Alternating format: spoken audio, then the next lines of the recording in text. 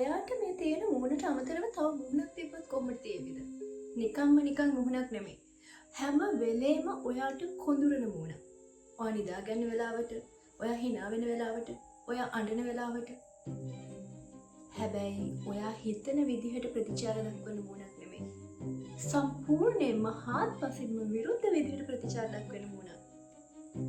දවසක් දෙකක් නෙමෙයි අවුරුදු 23ක් පුරාවට මේ වගේ මූණක් එක ජීවත් වුණා කෙනෙක්. මේ ඒ කතාව. අපේ කතානායකයා එඩ්වර්ඩ් මෝඩ්‍රේක් ජීවත් වුණේ 19 වෙනි ශතවර්ෂයේ. ඊටමත් පොසත් වැදගත් හොඳ පවුලක තමයි මේ දරුවා උපත ලැබුවේ.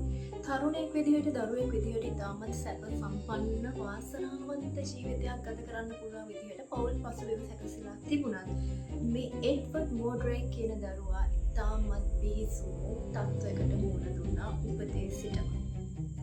ඒ හින්දා කොයිතරම් පොහොසත් වුණත් උගත් වුණත් කොයිතරම් හොඳ පවුල් පසුබිමක් තිබුණත් ඔහුගේ ජීවිතය නම් ඒ කියන තරම් වාසනාවන්ත වුණේ නැහැ. මොකද සාමාන්‍ය මනුස්සයෙක් පිටින මූණකටකට වඩා අමතර මූණක් මේ එඩ්වර්ඩ් තරුණයාට පිරලා තිබුණා.